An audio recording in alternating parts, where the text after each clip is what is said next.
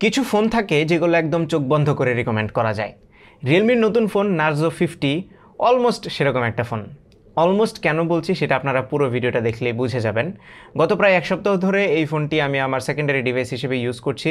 আমার user experience এবং এটাকে যেহেতু গেমিং ফোন হিসেবে মার্কেট করা হচ্ছে, কেমন গেমিং পারফরমেন্স আসবে এটা থেকে সেটাই আজকে আপনাদেরকে জানাবো।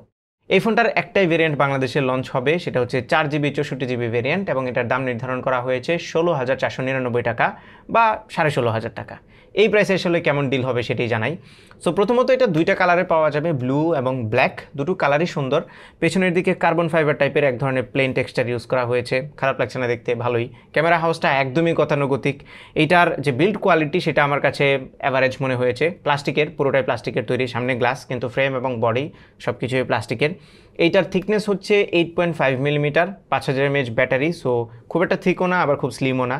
ওজন হচ্ছে 184 গ্রাম, সো হাতে নিয়ে খুব কমফোর্টেবল লাগে, ওয়েট ডিস্ট্রিবিউশন যেহেতু ঠিকঠাক আছে সেই কারণে।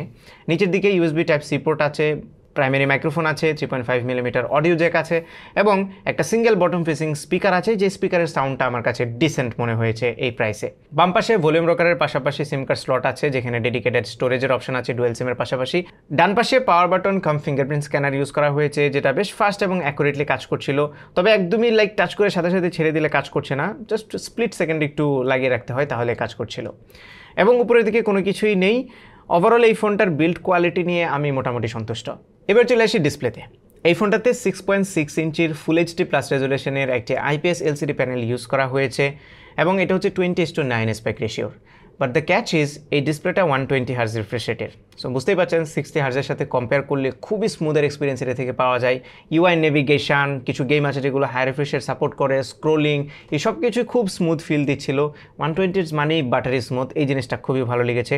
সেই সাথে ডিসপ্লের কালারগুলো ঠিকঠাক ছিল, এটাতে আমি কোনো ভিউইং অ্যাঙ্গেল ইস্যু পাই নাই বা কালার নেগেটিভিটিও নেই। ডিসপ্লের ব্রাইটনেসটা আমার কাছে ওকে লেগেছে। ডিরেক্ট সানলাইটে গেলে কিছুটা প্রবলেম হবে, but most of the cases আমার মনে হয় যে ব্রাইটনেসটা ঠিকঠাক ছিল। এবং এই ডিসপ্লের উপরের দিকে যে ক্যামেরা কাটআউটটা দেওয়া হয়েছে মাঝারি সাইজের, এই কাটআউটের চারপাশে খুবই হালকা আমি একটু ডার্কনেস খেয়াল করেছি। এটা যদিও এই প্রাইস রেঞ্জের ফোনে খুব একটা মেজর ইস্যু না, বাট না থাকলে ভালো হতো। তবে ভালো ব্যাপার হচ্ছে এটা ডিসপ্লেতে ওয়াইড ওয়াইন লেভেল 1 সার্টিফিকেশন দেওয়া হয়েছে। সফটওয়্যার সাইডে এটিতে Android 11 আছে, যার উপরে আছে Realme UI 2.0 এবং Realme UI এর প্রশংসা অনেকেই করে যে এটা খুবই ভালো একটা UI। বাট এইবার আমি খেয়াল করলাম এক্সট্রা কিছু ব্লোটওয়্যার তারা লোড করে দিয়েছে এবং ইউআইতে অ্যাড আছে। ফর এক্সাম্পল, প্লে স্টোরে যদি কোনো অ্যাপ ইনস্টল করেন, অ্যাপটা ইনস্টল হওয়ার পরে জাস্ট স্ক্যানিংয়ের কথা বলে মাঝখানে একটা অ্যাড দেখিয়ে দেওয়া হয়। আমার মনে হয় এই জিনিসটা আসলে চাইনিজ ব্র্যান্ডেড বেশিরভাগ ফোনগুলোই এখন করছে। অ্যাড তারা কোনো না কোনোভাবে পুশ করার চেষ্টা করছে। কিছু কিছু ক্ষেত্রে এগুলো ভালো, আবার কিছু কিছু ক্ষেত্রে এগুলা অতটাও ভালো না। আমার মনে হয় ইউআই যত ক্লিন রাখা যায় ততই ভালো। বাট স্টিল এই অ্যাডগুলোর মাধ্যমেই ব্র্যান্ডগুলো আসলে ফোনের দাম কমাতে পারে। সো সেই বিবেচনা করলে এগুলো কিছুটা মেনে নেওয়াই যায়। আপনাদের কি মতামত ইউআইতে অ্যাড দেওয়া নিয়ে, এটা একটু কমেন্টে জানিয়ে দিন। এক একজনের এক এক রকমের মতামত থাকতে পারে, সো আমরা সবারটাই শুনি। এবার চলে এসে আসল জায়গা, মানে পারফরমেন্সে।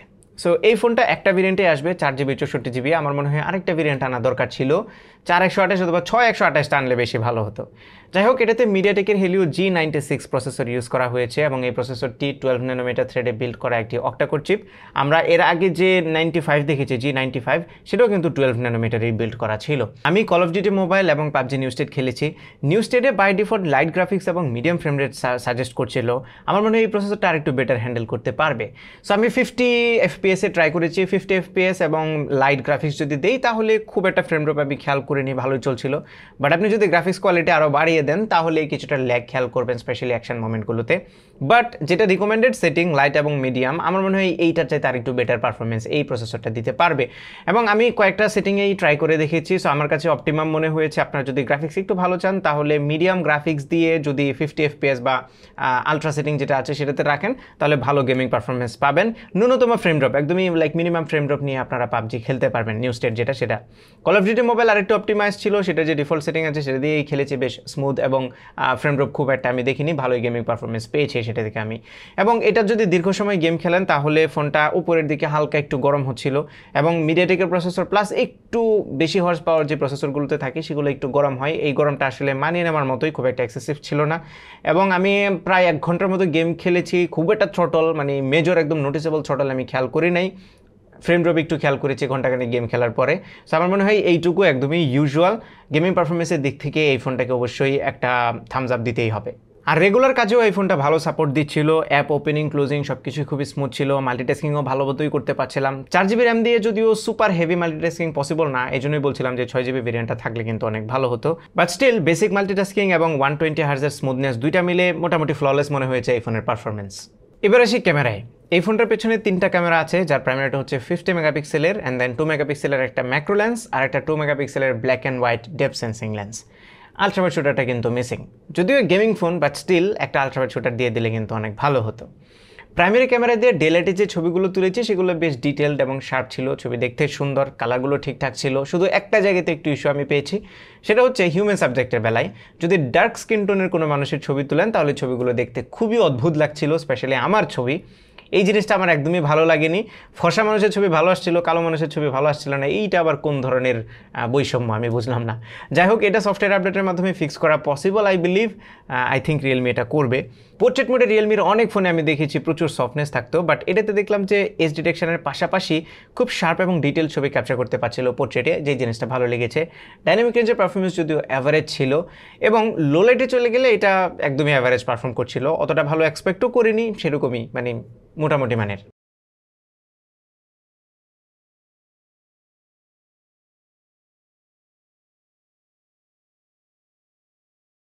ভিডিওর বেলা এটাতে 4K নাই, কোনো ধরনের স্টেবিলাইজেশন নাই, 1080তে ভিডিও রেকর্ড করতে পারবেন, ডিসেন্ট কোয়ালিটির ভিডিও পাবেন এটাতে, বাট ইআইএস দিয়ে দিলে ভালো হতো।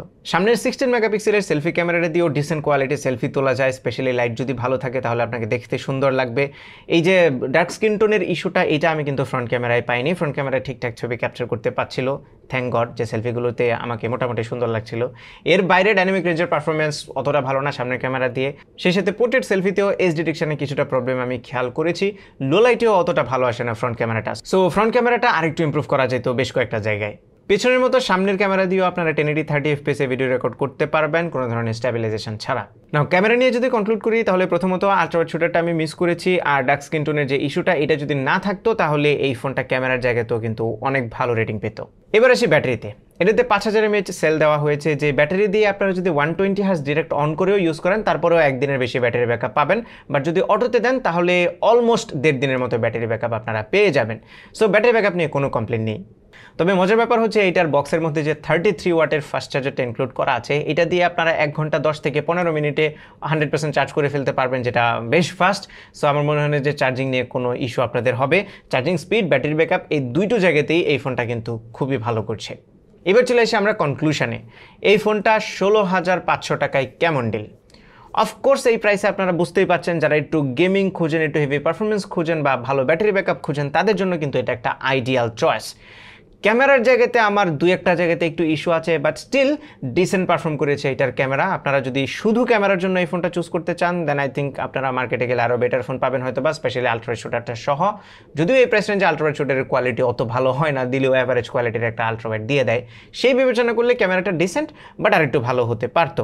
একটা স্টেরিও স্পিকার যদি দিয়ে দিতে পারতো এই ফোনটাতে তাহলে গেমিং ফোন হিসেবে কিন্তু এটা আরও বেশি জমতো, এই জায়গাটায় একটু মিস করেছি আমি।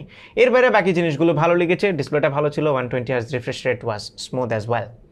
সো এই ছিল আমাদের আজকের ভিডিও। আশা করি ভিডিওটা আপনাদের ভালো লেগেছে। যদি ভালো লেগে থাকে তাহলে ভিডিওতে একটা লাইক দেবেন, কমেন্ট করে জানাবেন কেমন লাগলো। আপনার ফ্রেন্ডদের সাথে শেয়ার করতে একদমই ভুলবেন না। আমার পেজে ফলো এবং চ্যানেলে সাবস্ক্রাইব তো মাস্ট। দেখা হবে পরবর্তী ভিডিওতে। Till then take care. আসসালামু আলাইকুম।